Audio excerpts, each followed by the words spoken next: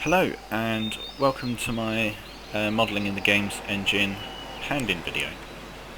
I'm going to show you my dinosaur and talk about how I made him and problems and solutions that I had throughout the project. So there he is, my dinosaur. I'm going to jump in here and we're going to take a closer look at it. So my workflow is pretty simple. Starting off with a base mesh and then sculpting in ZBrush. I think I went up to about subdivision 6, adding in details such as the scales and sort of the leathery texture on the neck and a rough texture on the face. I just we can have a closer look at the face. And then after ZBrush, in ZBrush we textured him using polypaint and ZAppLink, adding in using tools such as cavity mask to highlight some of the details, particularly this area on the back, adding in cuts and stuff, and adding a bit of colour to the back. Then back into Max, where the high poly was retopologized into a low poly.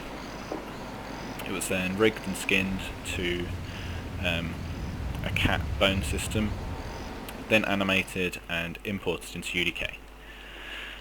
Some of the problems that I had during the project, one problem that I noticed just before I started skinning was that the feet were upside down in my reference images, so it had been modelled so the feet, if they were in this pose, they would be upside down rather than as they are, the claws pointing down towards the ground.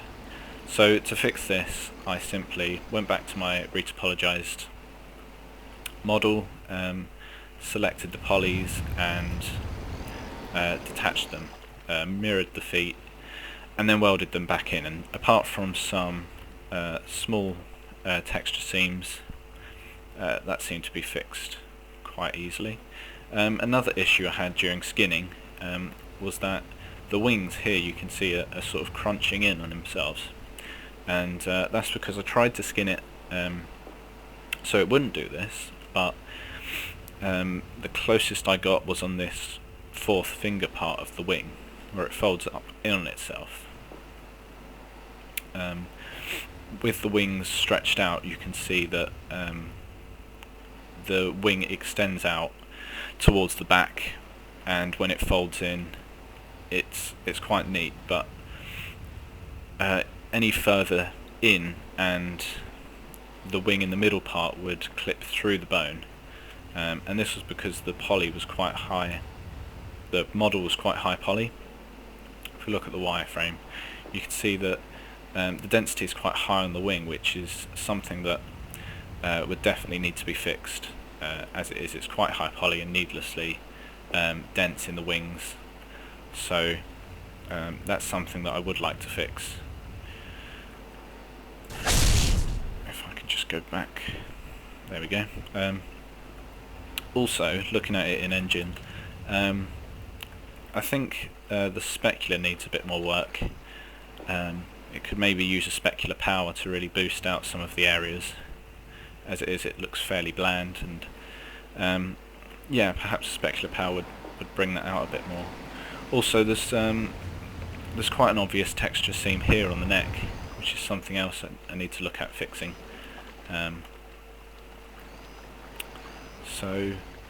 Yeah, if I show you the AI working now in the walk cycle. Okay, so here we have the AI working, and you can see the walk cycle working as well. He's using his wings to support himself, or his arms rather. His wings are just attached to the arms. And yeah, quite a simple walk cycle. I would have liked to use planted keys on the hands, but I'm not sure whether they're in the cat tools, or whether I'd have to use something else. But I'm fairly happy with how it looks at the moment. Like I said, I think better specular, maybe more colour. The green didn't quite come out as bright as I'd hoped, so that probably needs some boosting.